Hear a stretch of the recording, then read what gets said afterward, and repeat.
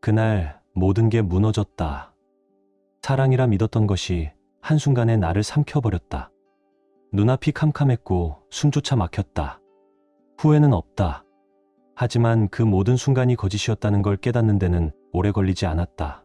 그때부터 내 인생은 완전히 다른 방향으로 흘러가기 시작했다.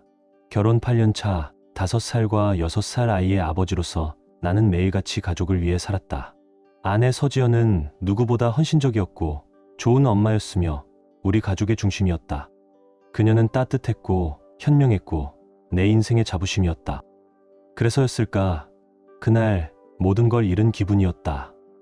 며칠 전까지만 해도 나는 아침마다 커피를 내려주고 차에 히터를 켜주던 사람이었다. 지연은 미소로 고마워요라고 답했고 아이들은 식탁에서 서로 먼저 인사했다. 그 평범한 하루들이 얼마나 소중한 시간이었는지 이제야 안다. 하지만 10월의 어느 날 나는 우연히 그녀의 휴대폰에서 내가 더 사랑해라는 문자를 보았다. 그녀는 직장 동료에게 온 거라며 태연하게 웃었다. 그날은 딸 할인이의 생일이었고 가족과 친구들이 모여 웃음소리가 끊이지 않았다. 그래서 나는 아무 말도 하지 않았다. 그게 그날의 마지막 평화였다. 다음 날 밤 손님들이 모두 돌아가고 아이들을 재운 뒤 지연은 조용히 내게 말했다. 나 다른 사람을 사랑하게 됐어. 그녀의 목소리는 떨리지 않았다. 6개월 전 당신이 힘들어하던 때 그때 난 외로웠어. 당신이 주지 못한 온기를 다른 사람에게서 느꼈어. 그녀는 그것이 육체적인 배신이 아니라고 했다. 단지 마음이 옮겨간 거라고. 하지만 그 말이 나를 더 아프게 했다. 몸보다 마음이 훨씬 깊게 배신할 수 있다는 걸 그날 처음 알았다. 나는 믿었다. 그녀는 나의 전부였고 우리 가족의 심장이었다. 그러나 이제 그 심장은 다른 사람의 이름을 부르고 있었다. 그 사람이 누구인지 알고 싶었다. 확인하고 싶지 않았지만 결국 알아버렸다. 그는 바로 우리 아들 준서의 태권도 사범 이도윤이었다. 지연에게 사실을 말했을 때 그녀는 아무런 변명도 하지 않았다. 그저 조용히 고개를 숙였을 뿐이다. 그리고 말했다. 행복해지고 싶었어. 지금의 나는 당신 옆에서 더는 웃을 수 없었어. 그녀는 그와 함께 있을 때 비로소 살아있다고 느꼈다고 했다. 나는 아무 말도 할 수 없었다. 그녀가 떠난 자리에 남은 건 아이들의 숨소리와 식탁 위 식지 않은 커피뿐이었다. 나는 여전히 그 집에 머물고 있다. 아이들의 웃음소리와 학교 가방, 식탁 위 아침밥 냄새, 모든 게 예전과 다를 바 없는데 단 한 가지 그녀의 눈빛만이 달라졌다. 이 집은 더 이상 우리 집이 아니었다. 변호사는 내게 말했다. 절대 집을 떠나지 마세요. 아이들을 위해서라도 상황을 지켜봐야 합니다. 그 말이 내 유일한 지침이었다. 상담사는 달랐다. 그녀는 나르시시스트예요. 당신과 아이들을 지키려면 떠나야 합니다. 두 조언은 정반대였지만 결국 나는 아무데도 가지 못했다. 12월, 지연은 그와의 관계를 끝냈다고 말했다. 다시 시작해볼 수 있을까? 그녀의 목소리는 담담했지만 나는 그 말 속에 진심이 없음을 느꼈다. 그녀는 사과하지 않았고 반성하지도 않았다. 그저 상황을 정리하고 싶어 하는 듯했다. 나는 모든 노력을 다했다. 가정을 되돌리고 싶었고 아이들에게 평범한 일상을 돌려주고 싶었다. 하지만 그녀의 마음은 이미 다른 곳을 향해 있었다. 나는 그녀의 눈 속에서 더 이상 남편이 아니었다. 어느 날 나는 가족 구글 계정에서 사진들을 확인했다. 관리자인 나는 그녀가 몰래 남겨둔 흔적들을 보게 되었다. 그녀의 책상 위, 액자 속 사진. 그 남자와 함께 웃고 있었다. 곰 인형을 안고 찍은 셀카도 있었다. 그런 사진은 나에겐 단 한 번도 보내지 않았던 그녀였다. 더 잔인한 건 따로 있었다. 그녀와 그 남자가 함께 머물렀던 해변 콘도. 그곳은 원래 우리가 가족 휴가를 보내던 곳이었다. 이제 그곳은 나에게 기억이 아니라 증거가 되어버렸다. 그녀의 손목에는 요즘 늘 흰 구슬 하나 달린 팔찌가 있었다. 처음에는 어머니가 준 거라 했고 며칠 전엔 베스트 프렌드와 커플 팔찌하라 했다. 하지만 그 남자 이도은도 같은 팔찌를 차고 있었다. 검은 줄에 흰 구슬 하나, 그건 그들만의 암호였다. 나는 알고 있다. 그녀는 내가 이 모든 걸 보고 있다는 사실을 모른다. 그래서 더 무섭다. 그녀가 나를 속이고 있다는 현실보다 그녀가 아무렇지 않게 내 옆에 있다는 게 더 고통스러웠다. 그녀와 이야기할 때마다 결국 싸움이 된다. 이 불륜의 그림자가 모든 대화의 끝에 달라붙어 있다. 나는 일부러 언급하지 않으려 하지만 입 밖으로 새어나온다. 그 사람 생각 아직도 나지? 그녀는 대답 대신 고개를 돌린다. 그 순간 우리 사이의 공기가 얼어붙는다. 가끔은 평온하다. 같이 저녁을 먹고 아이들과 웃는다. 하지만 얼마 지나지 않아 다시 무너진다. 지난 화요일 그녀는 아기 돌보미를 취소했고 금요일엔 함께 가기로 한 공연 티켓을 버렸다. 그런 기분이 아니야. 이유는 늘 같았다. 내가 그녀의 과거를 잊지 못해서. 지연의 어머니와 의붓아버지 역시 서로의 배우자와 바람을 피웠다. 그들은 여전히 지연의 편이다. 나에게 전화를 걸어 그 일은 그만 언급하라고. 이제는 공평하지 않다고 말한다. 나는 고개를 끄덕이지만 마음속에서는 수백 번 되묻는다. 누가 누구에게 불공평한가? 그녀의 불륜 상대의 얼굴이 떠오를 때마다 숨이 막힌다. 아무리 지워도 사진 속 그 미소가 머릿속에서 사라지지 않는다. 그녀는 나를 나쁜 사람으로 만들려 하지만 나는 항상 같은 자리에 있었다. 한 번도 다른 사람에게 흔들린 적이 없었다. 아이들을 생각하면 이 말을 삼키고 싶다. 하지만 어쩌면 이제 정말 그녀에게 떠나라고 말해야 할지도 모른다. 이제는 확신한다. 끝났다. 나는 더 이상 그녀와 돌아갈 수 없다. 변호사는 내게 지연과 연락하지 말라고 조언했고 나는 그대로 따르고 있다. 어젯밤 그녀는 문자 한 통을 보냈다. 두 번째 기회를 원하지 않지만 당신이 줬잖아요. 여전히 사랑해요. 이제 치료를 받을 거예요. 휴대폰 위치도 공유할게요. 그 문장을 읽으며 나는 알았다. 그건 사랑이 아니라 변명이라는 걸. 아침에 집에 돌아왔을 때 지연은 침실 안에 있었다. 나는 2층에서 밤을 보냈고 그녀는 한 번도 나를 보지 않았다. 서로 다른 층, 다른 공기 속에서 잠들었지만 그 집은 여전히 우리 집이었다. 아이들이 있으니까 그게 더 잔인했다.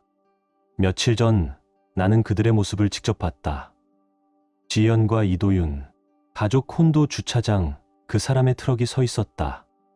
그녀가 마스터 침실에서 나오는 모습, 그 모든 걸 사진과 영상으로 남겼다. 부정하고 싶었지만 더 이상 의심할 여지가 없었다.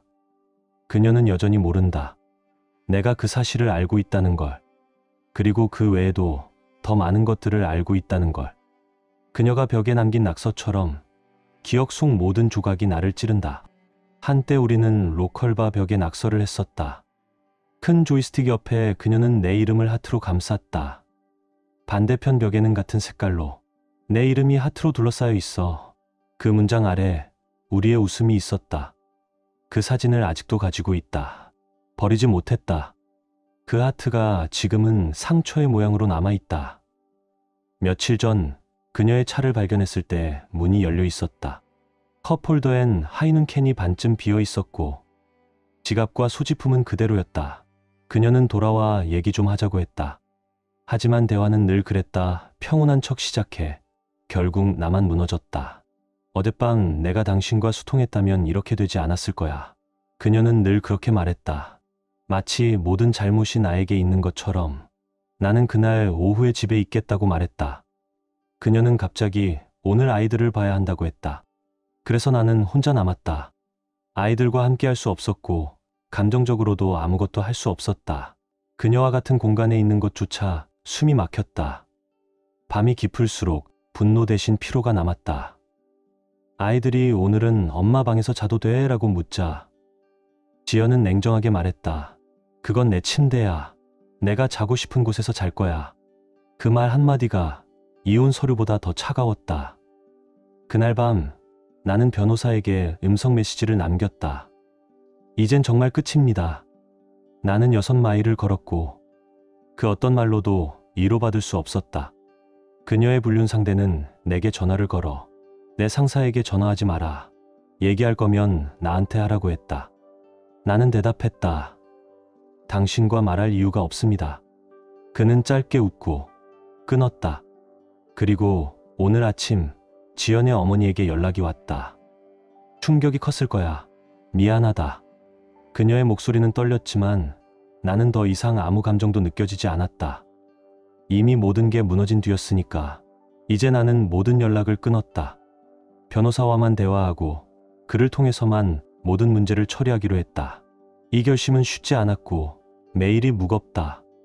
지연은 한동안 내게 애정을 표하며 수차례 고백을 했고 그 말들에 잠시 흔들렸던 나도 있었다. 하지만 지난 금요일 또다시 큰 다툼이 일어났고 우리는 사실상 서로의 삶에서 거리를 두었다. 같은 집에 살고는 있으나 공간은 이미 다르게 나뉘어 있었다. 그녀는 내 구글 포토에서 내가 모아둔 증거와 영상들을 삭제하려 들었지만 나는 중요한 파일을 미리 백업해 두었다. 그녀는 모든 것을 덮고 싶어 했고 그 애정 표현들은 진심을 숨기려는 시도처럼 보였다. 이번 금요일 변호사와 만나 향후 절차를 정할 것이다. 집을 구하려고 알아보고 있고 정신을 붙잡으려 애쓰고 있다. 마음은 무겁고 슬픔은 깊다. 내 가장 친했던 친구이자 연인을 다른 사람에게 빼앗긴 기분은 설명할 길이 없다. 스스로에게 그건 그녀의 손해라고 되뇌어 보지만 가끔 그 말조차 위로가 되지 않는다. 특히 그녀가 저지른 일들을 입 밖에 낼 때면 그 잔혹함이 피부에 와 닿는다. 나는 이미 이혼 소송을 제기했고 그녀는 서류를 받았다. 이제 그녀는 2주 안에 답해야 한다. 그 결정을 내리는 것은 내가 한 일 중 가장 힘든 선택이었다. 솔직히 말하면 아직도 원하지 않는다. 그러나 내 자존심과 평온을 위해 그리고 우리 마음의 안정을 위해 어쩔 수 없는 선택이었다. 그동안 우리가 좋았던 날들도 있었지만 긴장감은 늘 도사리고 있었다. 그녀는 계속해서 그 남자에 대해 거짓말을 했고 나는 다시 한번 그녀의 휴대폰을 확인했다. 이도윤에게 위치를 공유해 온 기록이 남아 있었고 우리가 화해를 시도하던 순간에도 그 정보를 그녀는 나와 공유하지 않았다. 그는 연락처명을 바꿔서 숨겼고 그녀는 여러 층위의 속임수를 사용해 나를 혼란스럽게 했다. 생일날에도 그녀는 나와 시간을 보내지 않고 그와 함께 있었다. 그날 그녀가 나에게 보낸 메시지들은 내게 그가 얼마나 경솔하게 그녀를 대했는지를 보여주었다. 그녀는 내게 카카오톡에서 차단을 했고 차의 잠금 코드도 바꿨다. 사소한 일들이지만 그 모든 변화는 나를 더욱 고립시켰다. 결국 나는 그녀를 녹음했다. 생일날 촉발된 말다툼 중 그녀는 내 휴대폰을 빼앗으려 했고 나는 그 싸움의 소리와 장면을 그대로 저장했다. 그 녹음과 영상은 지금 내가 법적 정서적으로 나를 지키는 중요한 증거가 되었다. 나는 여전히 힘들다. 그러나 이제는 더 이상 눈을 감지 않는다. 앞으로의 절차는 변호사와 상의하며 진행할 것이다. 그날 밤 경찰이 집에 왔다. 지연이 전화를 했고 나는 그저 조용히 위층으로 올라갔다. 경찰은 오늘 밤은 위층에서 쉬세요. 서로 떨어져 있는 게 좋겠습니다. 라고 했다. 나는 기꺼이 그렇게 했다. 단지 아이들이 깰까봐 그 문이 다시 열리지 않기만을 바랐다. 다음 날 아침 지연은 보호 명령을 신청했다. 그 결과 나는 그녀나 아이들과 연락조차 할 수 없었다. 집에도 머물 수 없었고 일주일을 낯선 곳에서 지내야 했다. 그 일주일은 인생에서 가장 길고 고독한 시간이었다. 하지만 그 시간 동안 아이들이 매일 전화를 걸어왔다. 아빠, 잘 지내요? 짧은 그 한마디가 내 하루를 버티게 했다. 변호사는 내게 말했다. 이제는 보호명령을 넘어 이혼소송으로 가야 합니다. 그것이 유일한 방법입니다. 나는 결국 그 조언을 따랐다. 며칠 뒤 법정에서 우리는 다시 마주했다. 지연은 이미 서류를 받은 상태였다. 그녀는 판사 앞에서 차분히 말했다. 그는 저나 아이들에게 위협적인 존재가 아닙니다. 그는 좋은 아버지입니다. 그 말은 녹음으로도 남았다. 그녀는 나에게 자유롭게 아이들을 보게 하고 싶다고도 했다. 그 말 한마디가 내게는 마지막 위로처럼 느껴졌다. 판사는 이번 사건이 불필요한 시간 낭비였다고 했다. 그리고 이혼이 확정될 때까지 보호명령은 자동으로 연장된다고 덧붙였다. 단, 그녀를 위협해서는 안 된다고 했다. 물론 그럴 생각은 한 번도 없었다. 이제 나는 새로운 집으로 이사했다. 아이들과 함께 살 수 있는 공간, 각자의 방, 작은 책상, 장난감, 침대가 있는 곳이다. 그곳은 완벽하진 않아도 따뜻했다. 우리는 아이들과 시간을 나누기로 했다. 지연은 내가 오전 7시 30분에 아이들을 학교에 데려다 주기 위해 40분을 왕복하라 했다. 나는 밤에 아이들을 맡을 때마다 아침까지 책임지겠다고 말했다. 그녀는 처음엔 거부했지만 내가 계약서와 조명, 설치 내역을 보여주자 마침내 고개를 끄덕였다. 그 이후 모든 것이 잠시 고요했다. 하지만 평화는 오래가지 않았다. 지연은 다시 내게 다가왔다. 다시 잘해보자. 그러나 나는 이미 4번이나 그녀가 그 남자에게 돌아가는 걸 직접 목격했다. 더 이상 기회는 없었다. 나는 아직도 그녀를 완전히 미워하지 못한다. 그래서 더 고통스럽다. 믿을 수 없고 돌아갈 수도 없으며 잊을 수도 없다. 세상에서 가장 힘든 일은 사랑했던 사람을 불신하는 일이다. 가끔 혼자 울며 무너진다. 그리고 스스로에게 묻는다. 이제 나는 어디로 가야 할까? 그녀가 나 대신 그를 선택했다. 그 사실이 아직도 견딜 수 없을 만큼 싫다. 그녀가 다시 나를 되찾으려 하는 것. 아프다고, 힘들다고 하소연하는 그 목소리조차 이제는 불쾌하다. 하지만 때로는 이렇게 말하고 싶다. 그 1년 동안의 불륜만 없었더라면 모든 게 달라졌을지도 모른다. 처음 시작은 단 한 줄의 문자였다. 내가 더 사랑해.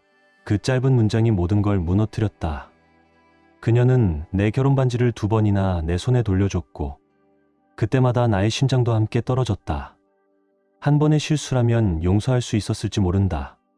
하지만 그녀는 반복했고 숨겼고 그 모든 거짓의 껍질이 드러난 뒤에는 남은 것이 아무것도 없었다. 이 아름답던 가정을 스스로 부숴야 한다는 사실이 나를 파괴한다. 그러나 이제는 알았다.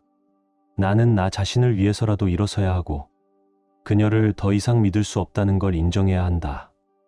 지연은 여전히 시간이 필요하다고 말한다. 그러나 시간이 흘러도 그녀의 발걸음은 언제나 그에게로 향한다. 우리가 다툴 때마다 그녀는 오히려 내 상처를 들춰내며 화를 냈다.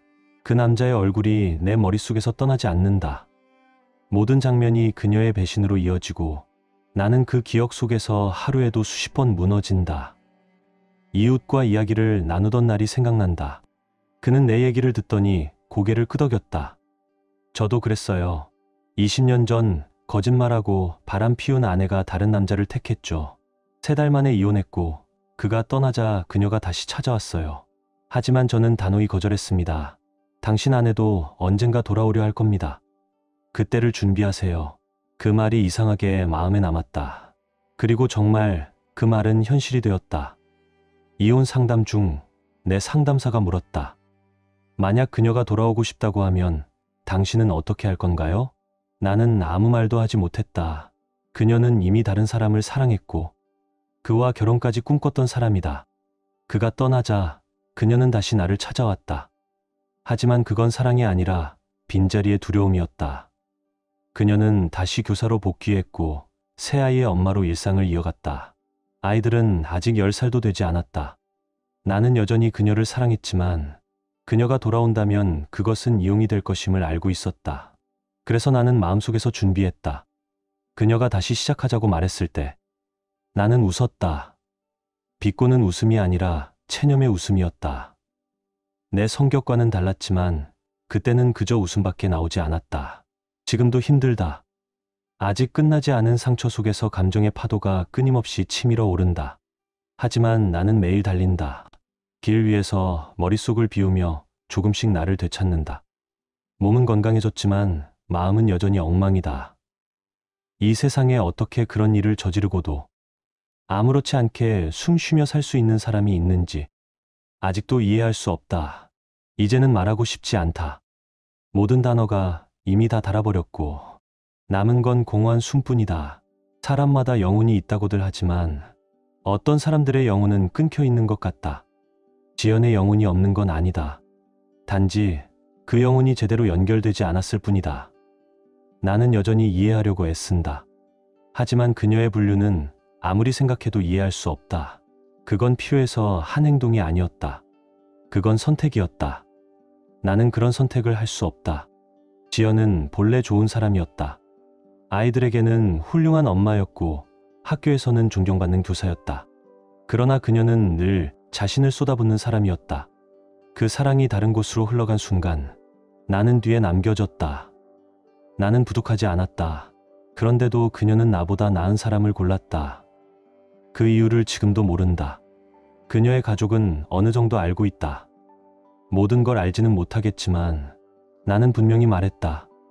당신 딸이 당신의 침대에서 다른 남자와 함께 있었다. 그 말을 내뱉는 순간 이상하게도 해방된 기분이었다.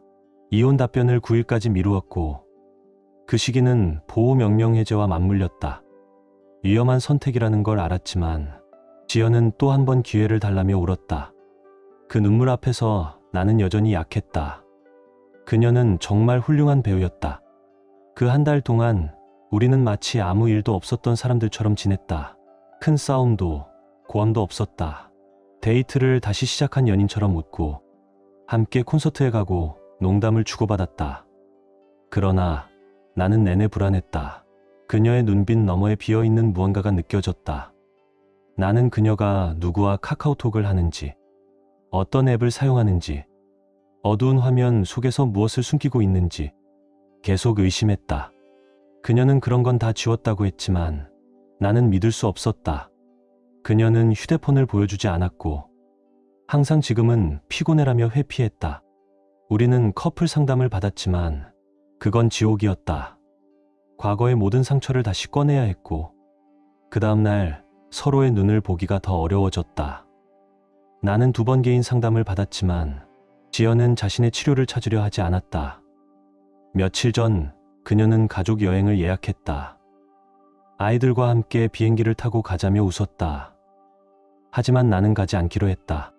아직도 보호 명령은 유효했고 무엇보다 마음이 따라가지 않았다. 지난 주말 우리는 아이들과 함께 지역 축제에 갔다. 오랜만에 평화로웠다. 그녀는 사람들 앞에서 웃었고 친구들 앞에서 내 손을 잡았다. 우리는 맥주를 마시며 오랜만에 평범한 부부처럼 보였다. 그러나 퇴장하는 길에서 그녀는 갑자기 걸음을 재촉했다. 아들을 데리고 앞서가며 나와 거리를 두었다. 나는 딸과 함께 걸으며 말했다. 잠깐만 기다려줄 수 있겠어? 그녀는 대답하지 않았다. 나는 다시 조금 더 크게 말했다. 같이 걸을 수 있을까? 3번째 말에서야 그녀는 멈췄다. 그리고 우리는 손을 잡고 입구로 들어갔다. 그녀의 친구들은 이미 모든 걸 알고 있었다. 그날은 그녀가 친구들과 처음 외출한 날이자 우리가 다시 한번 시도해보는 날이었다. 그 짧은 저녁 우리는 마치 끝나버린 사랑의 잔향 속에서 마지막 연극을 하고 있는 두 배우 같았다. 저녁 공기는 이미 싸늘했다. 하지만 나는 마지막으로 한 번만이라도 가족처럼 하나의 집단으로 보이고 싶었다. 아이들 앞에서 우리 둘이 여전히 함께 있다는 걸 보여주고 싶었다. 이제는 두 사람의 관계로 변했죠. 나는 그렇게 말하며 조심스럽게 말을 꺼냈다. 지연은 포크를 내려놓으며 말했다. 그만해. 너무 큰 문제로 만들지 마. 우리 저녁을 망치고 있어. 나는 숨을 고르며 대답했다. 내가 왜 화가 났는지 말하려는 거야. 그래야 빨리 넘어갈 수 있는데 당신은 내 감정을 계속 무시하고 있어. 그녀는 다시 차갑게 말했다. 당신은 그냥 싸움을 만들고 싶을 뿐이야. 지금 저녁을 망치고 있어. 나는 더 이상 말하지 않았다. 잠시 화장실로 가서 식당 주변을 걸었다. 머리를 식히고 돌아왔을 때 그녀의 친구가 테이블에 와 있었다. 나는 그저 조용히 자리에 앉았다. 아무 말도 아무 표정도 짓지 않았다. 잠시 후 그녀가 물었다. 도대체 뭐가 문제야? 나는 낮은 목소리로 말했다. 이미 설명했어요. 친구가 있는 자리에서 더 이상 얘기하고 싶지 않아요. 그녀는 갑자기 중지를 세우며 소리쳤다. 지금 저녁 망치고 있어. 아이들이 그 손짓을 본 적은 단 한 번도 없었다. 그녀의 친구는 황급히 방해해서 미안해요. 라고 말하고 자리를 떴다. 나는 아이들에게 미소 지으며 말했다. 산책 좀 다녀올게. 그리고 식당 바깥을 몇 바퀴 돌았다. 돌아왔을 때 그녀는 휴대폰을 손에 쥔 채 분노한 표정으로 문자를 보내고 있었다. 나는 조심스럽게 물었다. 누구한테 문자해? 친한 친구랑 아이들 공놀이 얘기 중이야. 나는 말했다. 보여줄 수 있어? 그녀는 잠시 머뭇거리더니 휴대폰을 내밀었다. 화면 속에는 조금 전 그 자리에 있던 친구에게 보낸 문장이 있었다. 나한테 신경 안 써줘서 화났어. 나는 조용히 말했다. 당신은 방금 나한테 거짓말을 했어요. 그리고 친구에게도 왜 화났는지 거짓말을 했죠. 내가 그렇게 하찮아요? 그녀는 핸드폰을 잡아당겼고 나는 더 이상 저항하지 않았다. 이제 그런 게임은 안 할 거야. 그녀는 짧게 말했다. 아이들 다 먹었으니까 이제 가자. 나는 고개를 끄덕였다. 집으로 돌아가는 길, 그녀는 갑자기 휴대폰을 들어 녹음을 시작했다. 나는 평정심을 유지하려 애쓰며 말했다. 내가 화가 난 이유를 설명할게. 당신이 저녁 식사 중에 거짓말을 했고 친구들 앞에서 나를 비난한 게 불쾌했어.